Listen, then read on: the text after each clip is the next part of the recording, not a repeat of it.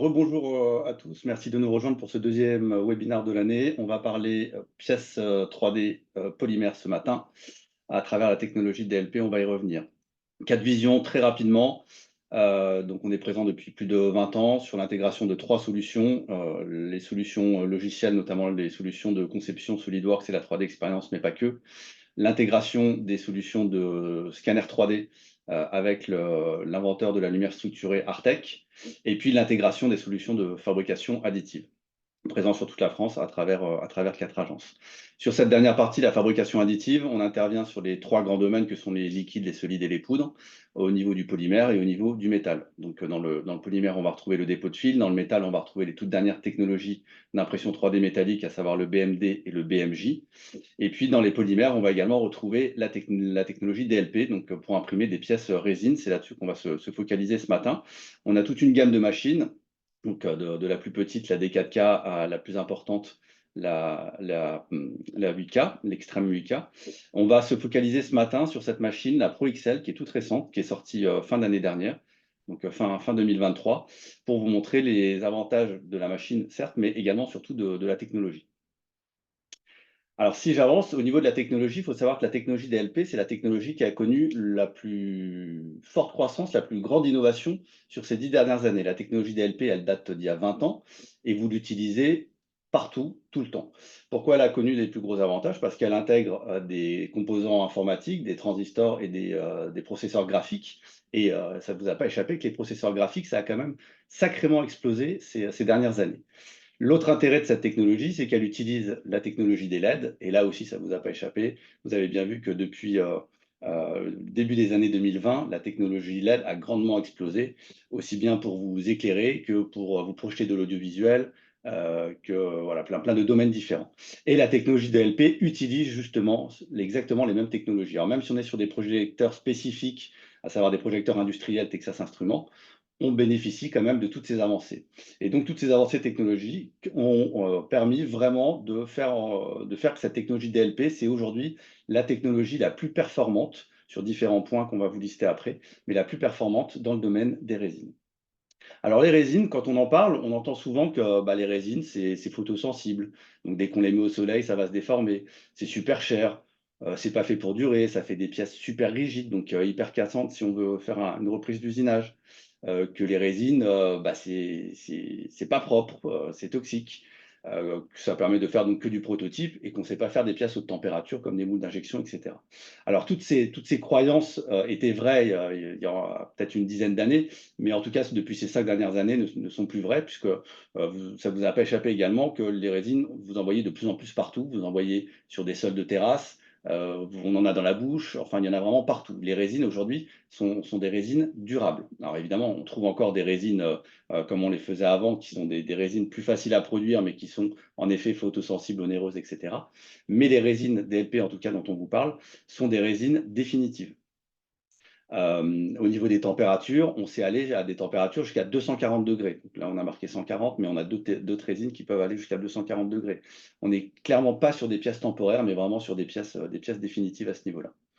Ce qu'on entend aussi au niveau des croyances, au niveau des résines, c'est que, et du DLP, c'est que le DLP, c'est moins précis que le SLA. Que le DLP, c'est une technologie qui est fragile, qui est trop récente ou qui est trop onéreuse. Alors, je vais reprendre les points un par un. Sur le côté précis, pareil, c'était vrai il y a quelques années, puisqu'il y a quelques années, c'était le SLA qui faisait figure de proue dans le domaine des résines. Et le SLA, on avait la précision du diamètre du laser. Sauf qu'aujourd'hui, le DLP a des pixels, donc des voxels, c'est-à-dire des pixels 3D, bien plus précis que le diamètre du laser. Donc aujourd'hui, finalement, le laser est devenu moins précis que le DLP. Au niveau de la fragilité, non, la technologie est maîtrisée depuis 20 ans et aujourd'hui, l'intérêt du DLP, c'est qu'on a très peu de mouvements, très peu d'électronique, mis à part celle du projecteur.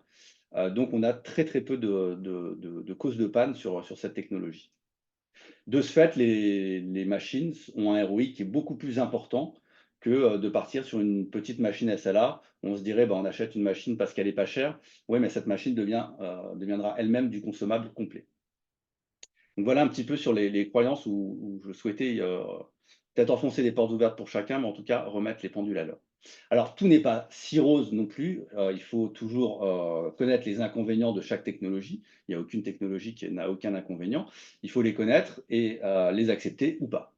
Les vrais inconvénients du DLP, et enfin, je dirais même le seul inconvénient principal, c'est la taille des pièces. Vous êtes maintenu par le focal du projecteur. Donc évidemment, si vous reculez le projecteur pour avoir une focale plus grande, vous allez perdre en précision. Donc on va perdre toute la saveur, je dirais, du DLP. Donc la vraie limite, ça va être la taille des pièces. En fait, la vraie limite, ce sera plutôt l'investissement financier de la machine, parce qu'on a la Extreme qui est capable de faire des pièces de plus de 40 centimètres. Mais sur des gammes de machines, notamment la Pro XL dont on parle ce matin, c'est vrai que la vraie limite, ce sera la taille des pièces. On sera plutôt sur du 20 centimètres de pièces. On va y revenir après. Ensuite, autre inconvénient, parce qu'il faut bien en trouver d'autres, on utilise pour le nettoyage de l'alcool isopropylique. Alors, vous n'êtes pas en contact avec ce produit. Ça se met directement dans une machine qui est fournie avec la machine. Le nettoyage est automatisé, donc c'est pas comme à l'époque où il fallait le faire à la main, etc. Tout est entièrement automatisé, donc vous n'avez pas de contact produit encore une fois, mais c'est vrai qu'on rencontre des services hygiène, sécurité, environnement chez nos clients qui, voyant ce produit, demandent par exemple une hotte aspirante pour protéger les opérateurs.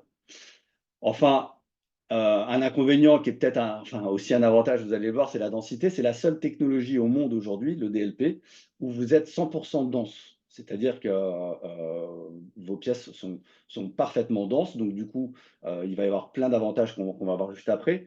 Mais l'inconvénient, c'est que c'est vrai que si vous voulez faire, par exemple, des remplissages nids d'abeilles, etc., il faudra les faire avec des lattices 3D via votre CAO. Mais vous ne pourrez pas le faire comme avec un dépôt de fil. Enfin, il faut intégrer qu'au niveau du consommable, alors il y a très très peu de consommables matières parce qu'il y a très très peu de supports qui sont générés par le DLP, puisqu'on travaille dans un bain. Manon va vous le réexpliquer.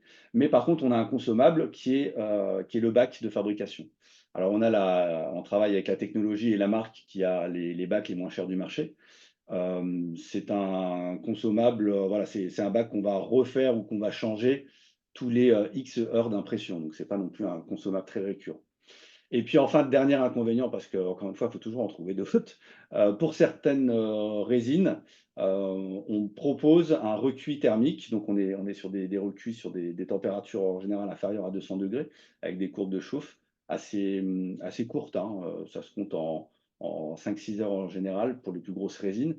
Et ça permet quoi? Ça permet de bénéficier des caractéristiques mécaniques et thermiques définitives des résines. Manon y reviendra aussi certainement après. Ces inconvénients font face à une multitude d'avantages. Un état de surface qui est le plus proche de l'injection possible dans la fabrication additive, une vitesse incroyable parce qu'on va travailler sur des précisions jusqu'à 50 microns. 50 microns dans l'empirique, c'est-à-dire dans le Z. On va être évidemment beaucoup plus précis sur le XY parce qu'on récupère la technologie du pixel, donc du voxel encore une fois. Une densité à 100% qui est également un avantage puisqu'on va pouvoir produire des pièces étanches et quand on va faire des pièces souples, vu qu'on va être sur des shores également inférieurs à 90, ça veut dire qu'on va vraiment pouvoir faire des pièces élastiques étanches. Un post-traitement qui pour moi est le plus rapide du marché parce que si je compare avec de la production en dépôt de fil ou de la production en poudre, que ce soit enlever le support sur le dépôt de fil, alors évidemment je ne parle pas du PLA où on va avoir du support soluble, mais je parle de vrais matériaux techniques, industriels. Il va falloir retirer le support à la main. En poudre, j'en parle même pas. Il va falloir dépoudrer, blaster les pièces. Enfin, ça va être un temps homme très long. Ici, dans la technologie DLP, on va vous le montrer. On met les pièces dans la machine de nettoyage et dans le four de recuit UV. C'est en général 2 fois 5 minutes. Ça demande très très peu de temps homme. Donc, c'est pour moi le post-traitement le plus rapide. La versatilité des matériaux, pareil, Manon va y revenir, mais on a aujourd'hui une multitude de matériaux qui soient très rigides, qui soient souples, donc type ABS, qui soient type élastomère, qui soient transparents, qui soient biocompatibles classe 2A, donc contact avec les muqueuses supérieures à 30 jours. Voilà, on a aujourd'hui un panel qui est énorme, qui n'arrête pas d'évoluer. Et l'intérêt aussi d'avoir ce type de machine, c'est que votre machine n'est jamais fermée à des nouveaux matériaux. Dès qu'une nouvelle matière sort, il suffit qu'on vous envoie les paramètres pour que vous puissiez l'utiliser. Et c'est également pour moi l'une des technos les plus économiques parce que vous ne perdez pas de résine sur la résine qui n'est pas durcie. dans le processus de fabrication, contrairement à la poudre, où vous allez souiller une bonne partie de la poudre environnante à votre pièce. Là, ce n'est pas le cas. Très, très peu de matière support, je l'ai déjà dit, mais je le redis parce que c'est un gain de temps en post-traitement, mais c'est également une économie matière.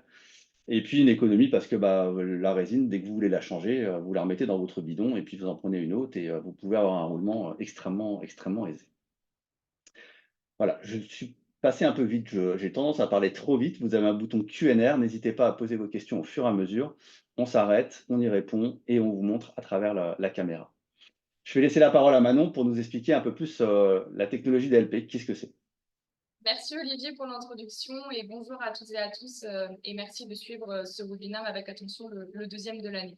Si on parle un petit peu technique sur l'utilisation du DLP, qu'est-ce que c'est réellement? Donc en fait c'est assez simple, il n'y a que quelques étapes qui se passent en fait dans l'enceinte de l'imprimante uniquement, hein, je ne parle pas de la partie post-traitement. Donc en fait vous avez une cuve transparente, d'accord, avec du polymère liquide, alors qu'on appelle aussi plus communément la résine. Ce bac transparent avec la résine liquide à l'intérieur et le projecteur qui se trouve dans l'enceinte de l'imprimante. On va venir en fait avec le projecteur flasher, c'est comme ça qu'on appelle polymériser si vous voulez, toute la surface de votre plateau d'impression. Quand on vient polymériser toute la surface de notre plateau d'impression, ça veut dire qu'on gagne en temps, mais ça veut dire aussi qu'on gagne en précision. D'accord. Olivier tout à l'heure a parlé de 50 microns en épaisseur de couche sur les ailes. Sur certains matériaux, on peut même aller jusqu'à du 25 microns. On rajoute un petit peu rallonge un petit peu les temps d'impression, mais par contre, on a une super précision combinée avec une super rapidité. Donc, on vient flasher couche par couche, d'accord.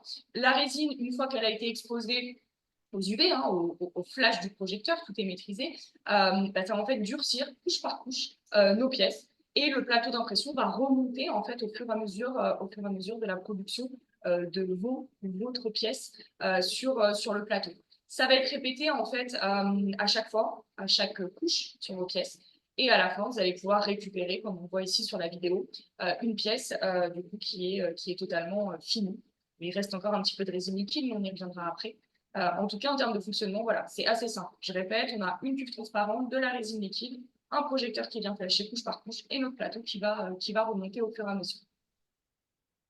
Ok, merci Manon. J'en profite aussi pour faire un peu de pub sur la petite vidéo qu'on va tourner là. Manon a réalisé une vidéo la semaine dernière. N'hésitez pas à aller voir sur notre chaîne YouTube ou sur notre LinkedIn avec le process complet de réalisation ce qu'on appelait avant les clés PTT que vous voyez ici. Vous avez également sur ce slide deux technologies qui sont brevetées par Envision Tech, qui s'appelle aujourd'hui ETEC, l'inventeur du DLP, encore une fois, qui est la technologie Pixel Shifting et Pixel Tuning qui permet de ré-upscaler la précision des projecteurs, sachant qu'on est déjà sur des projecteurs 4K, donc on a déjà une précision de fou, de façon à avoir des surfaces complètement lisses. Voilà, on ne va pas rentrer plus dans le détail, sauf si les questions se présentent là-dessus. Alors, on va vous parler de la machine, donc la Pro XL. Cette Pro XL est super importante pour nous parce que c'est aujourd'hui le meilleur ratio taille de pièce, précision possible sur des matériaux industriels. Cette Pro XL, elle n'est pas toute nouvelle, bien loin de ça, puisque la Pro XL s'appelait dernièrement la P4K et s'appelait en 2005 la P3K, donc P pour Perfactory, donc c'est une gamme qui existe depuis presque 20 ans chez Envision Tech.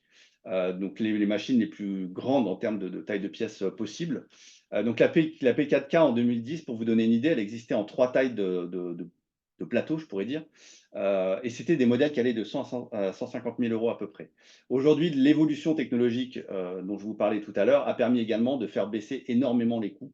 Et donc aujourd'hui, on est sur une machine plus de 3 fois moins chère pour un taille de plateau plus grand et une précision plus importante. Donc cette évolution technologique bénéficie vraiment dans tous les sens. Donc oui, comme Manon le disait, on est capable sur cette bécane de redescendre sur du 25. Je vous ai dit 50 tout à l'heure parce que c'est en général ce que nous on utilise. Mais évidemment, plus votre couche Z va être grande, sachant que vous pouvez aller jusqu'à 150 microns, plus l'impression va être rapide. Et encore une fois, que vous fassiez une pièce sur le plateau ou que vous en fassiez 50, c'est le même temps de toute façon. Donc, on appelle cette technologie la fabrication additive 2.0. Enfin, c'est comme ça que l'appelle ETEC et Desktop Metal, qui est le groupe qui est derrière. On se focalise ce matin sur la Pro XL, la Pro XL qui s'appelle en fait Einstein dans le domaine dentaire.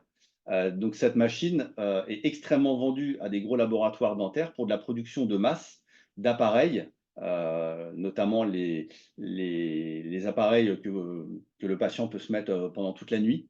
Donc on est vraiment également donc, sur des matériaux biocompatibles, j'ai dit tout à l'heure, mais qui résistent à des efforts de compression, imaginez une mâchoire très, très important. Donc cette machine, cette Pro XL, donc, qui s'appelle encore une fois Einstein dans le domaine dentaire ou dans le domaine médical, est déjà vendue depuis maintenant plus de 8 mois dans ces domaines-là. Donc on a déjà un très très bon retour d'expérience. Et puis encore une fois, c'est une machine qui a évolué par rapport à la P4K. Dans la gamme, il y a d'autres machines, hein, la D4K, l'Envision One ou la 8K, je vous les ai citées tout à l'heure. Ici, vous avez des idées de production par semaine. C'est vraiment l'intérêt aussi de cette technologie, c'est que vous allez pouvoir produire avec n'importe laquelle des machines de la gamme. Si votre production ne tient pas dans la semaine ou dans la journée, il suffira de multiplier le nombre de machines. Mais n'importe quelle machine est faite pour produire non-stop H24. Enfin, je reviens encore sur les intérêts, la précision qui est énormissime sur cette technologie, la versatilité, du rigide, du souple, de l'élastomère, du transparent, du biocompatible, des résines totalement durables qui ne travailleront pas du tout sous les effets du soleil, on est sur des plages de production, et c'est ce qui diffère aussi souvent avec des technologies SLA plutôt low cost, pour ne pas les citer, des gens comme Formlabs, qui vont travailler sur du 485 nanomètres. Donc en effet, on va être sur des résines qui vont être plutôt photosensibles et qui ne vont pas trop aimer le soleil. Nous, on travaille qu'en 385 nanomètres, donc on est hors spectre solaire. Donc, du coup, des résines qui sont totalement durables, définitives et qui ne bougeront pas. Et puis, une technologie, je le redis, qui vous permet directement de produire quelle que soit la machine, avec du coup un impact financier extrêmement important, aussi bien sur le ROI de la machine que sur le coût de la matière. Maintenant, je te laisse la main sur les différents matériaux qu'on pourrait utiliser. Oui, merci Olivier. Donc là, vous avez à l'écran sur la présentation les différents matériaux qui ont déjà en fait été qualifiés par Envision Tech et par nous-mêmes chez PetVision. Donc vous avez déjà un échantillonnage plutôt intéressant. Je ne vais pas rentrer dans le détail de chacune des matières. Je vous ai remis les 3 matières principales qu'utilisent nos premiers clients équipés depuis quelques mois. Ce qu'il faut retenir, c'est que vous avez des matériaux qui vont être comparables à des matériaux ABS. Vous allez avoir des matériaux qui vont tenir en température.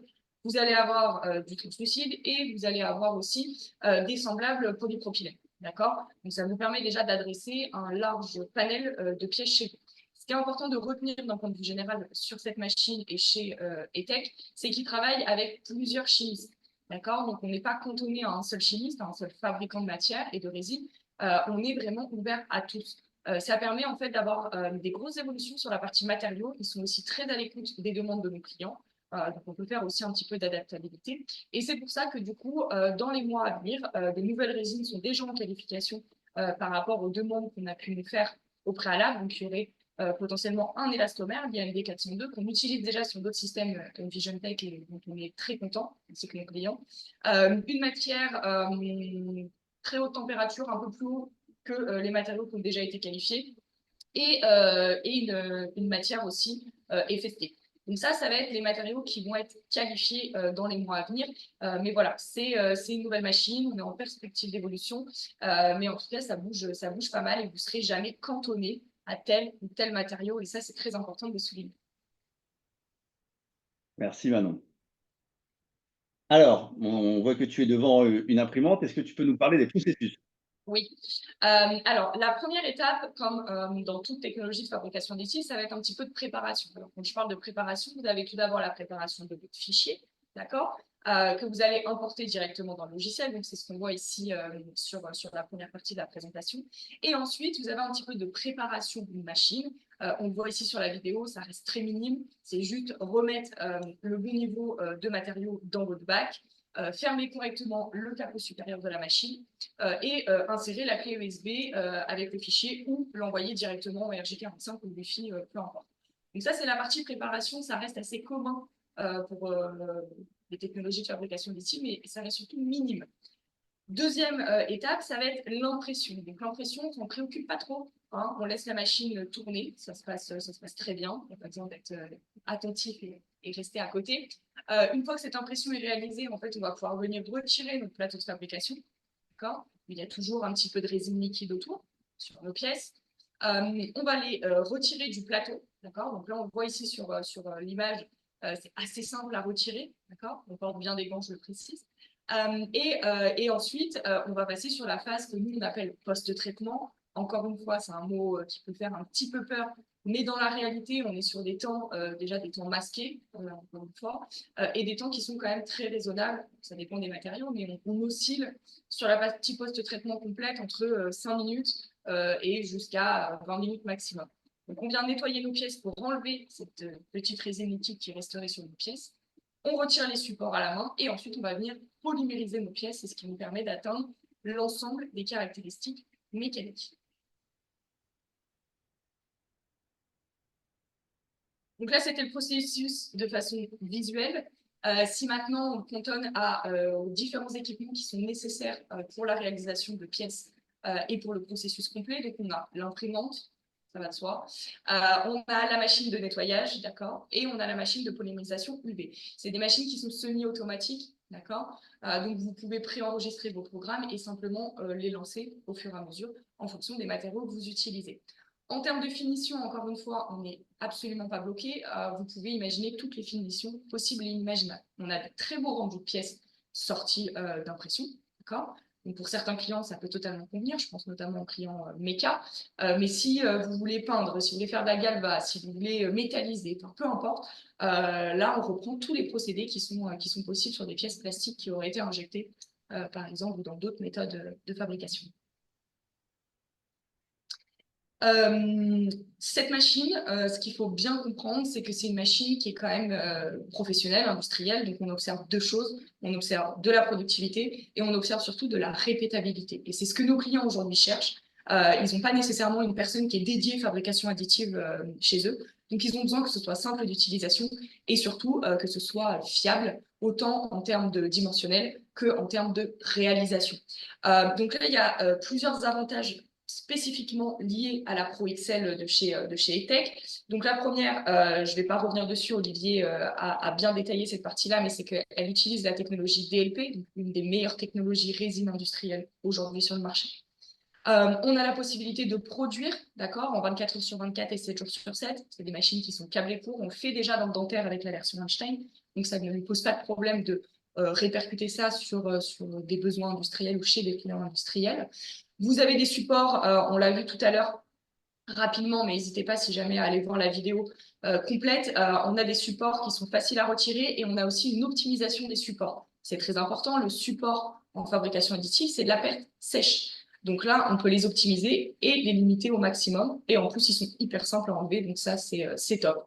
Autre chose, ça va être la configuration du projecteur 4K. Olivier a beaucoup parlé dessus aussi, mais il y a eu énormément d'évolutions. Donc aujourd'hui, on vient bien au-dessus d'autres technologies. Je pense au SLA, mais on a d'autres aussi LCD par exemple sur le marché. Donc là, on a aussi une meilleure précision.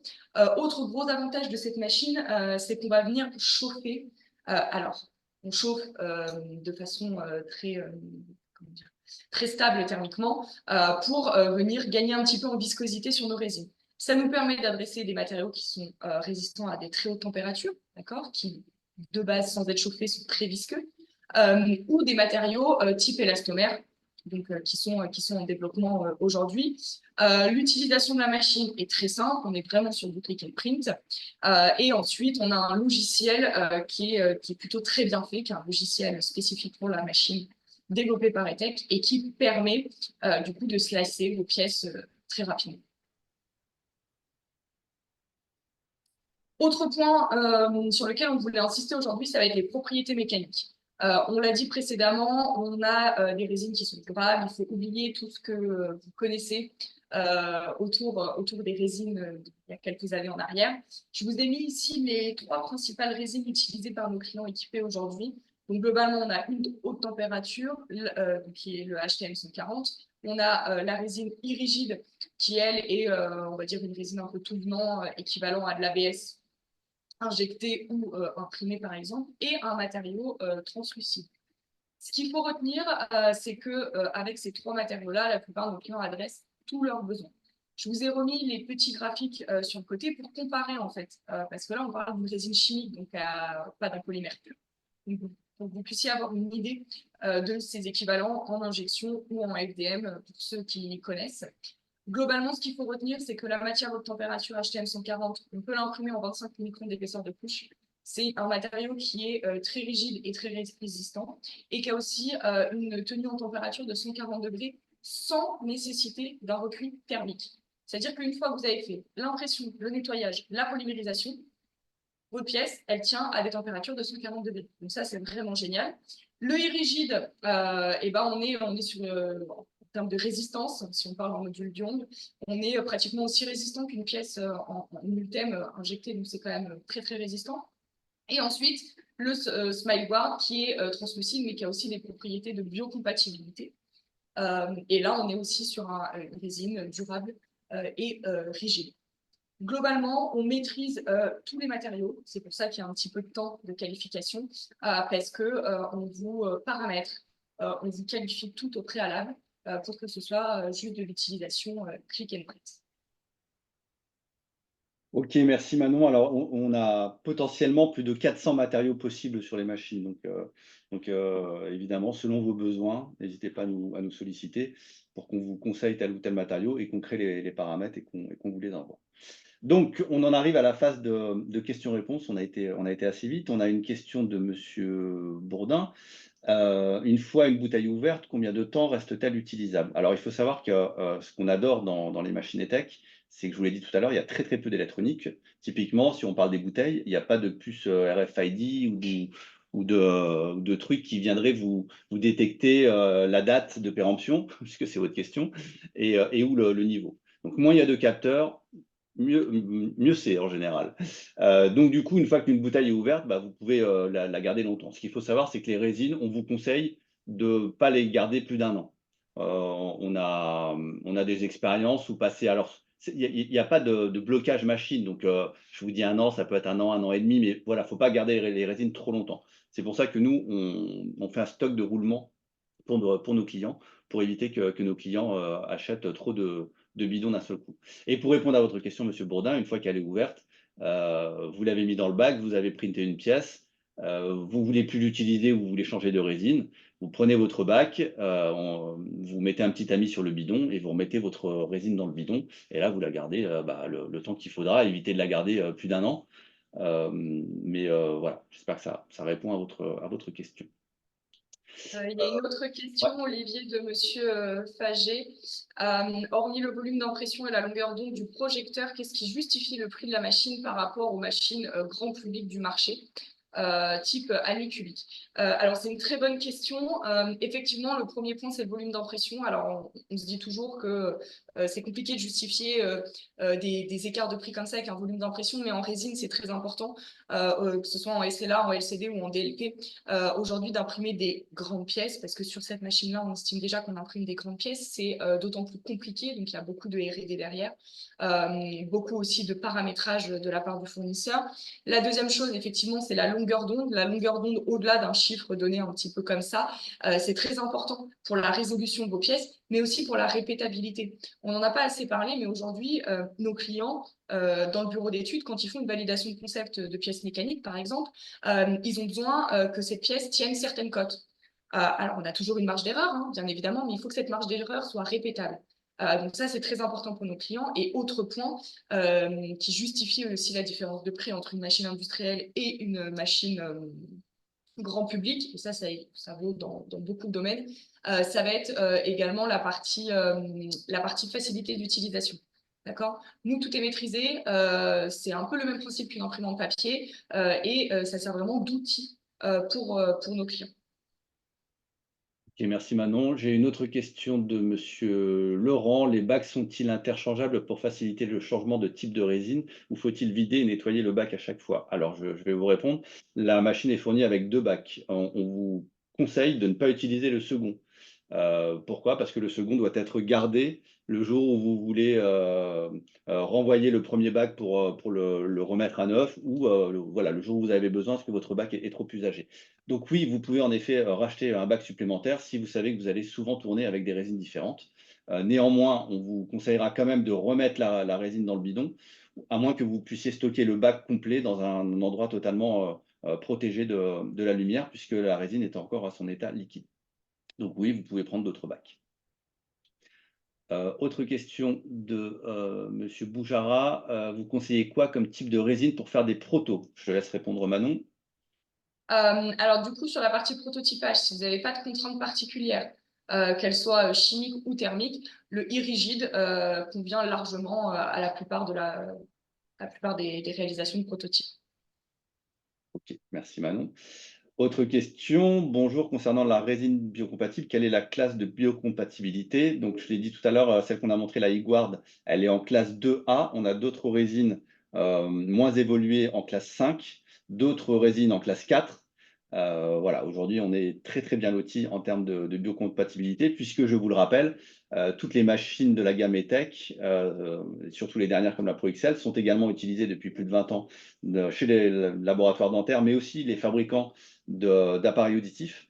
Donc, on est en contact avec la peau et contact avec les muqueuses supérieures à 30 jours. Et encore une fois, je m'assois beaucoup sur le côté, je m'incite beaucoup sur le côté dentaire parce que quand vous faites des appareils de nuit sur la matière transparente que vous avez vu tout à l'heure, Iguard, au-delà de la biocompatibilité, ça garantit aussi une matière qui est ultra résistante.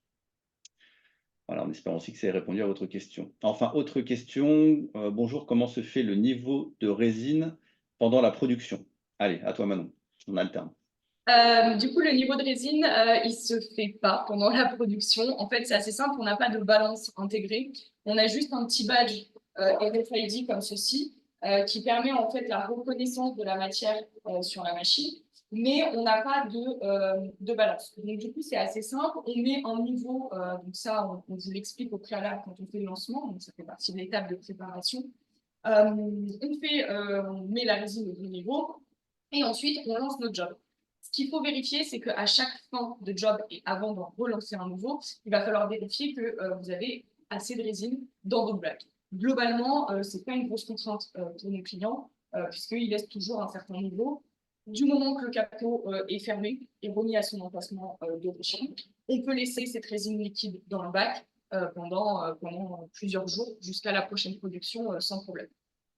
Merci Manon. Donc ouais, vous avez juste un petit trait dans le bac et juste avant de lancer une prod, vous remettez la pointe pour arriver au petit trait.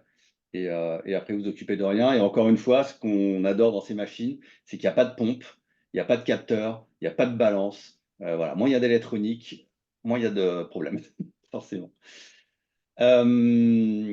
Autre question, Manon, merci pour vos réponses. Pour faire durcir cette résine, il faut une température de combien? Alors aujourd'hui, on ne maîtrise pas la partie des températures parce qu'en fait, on ne durcit pas la résine grâce à la température. On durcit la résine grâce aux UV, donc au flash, et pas du tout par rapport à la température. La température, elle nous sert à rendre un petit peu plus liquide notre résine au préalable, sur certaines résines un petit peu techniques, mais c'est le seul moment où on se sert de la température. Le reste, c'est uniquement fait par l'optique du projecteur. Merci, Manon.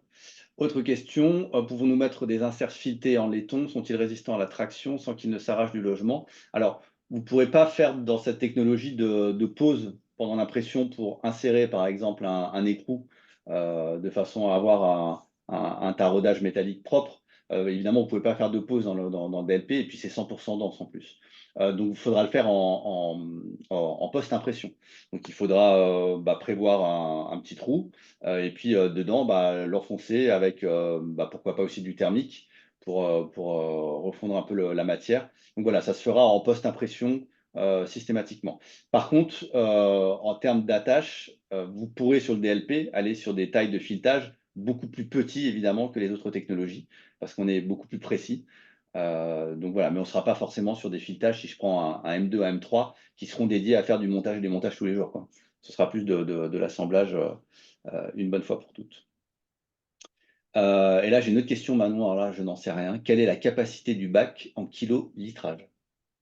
Alors, la capacité du bac, c'est à partir du moment où on respecte la certaine limitation dans le bac qui est indiquée, on a la possibilité en une seule fois, avec ce niveau de résine, donc c'est à peu près un demi-bidon d'un litre, trois quarts d'un bidon, un litre, on a la possibilité d'imprimer en une seule fois la capacité maximale de l'imprimante en X, Y, Z. C'est prévu pour éviter de devoir faire des refills pendant l'impression. Ok, merci Manon. Il vous reste quelques secondes pour poser encore vos questions, en espérant qu'on ait répondu à tout.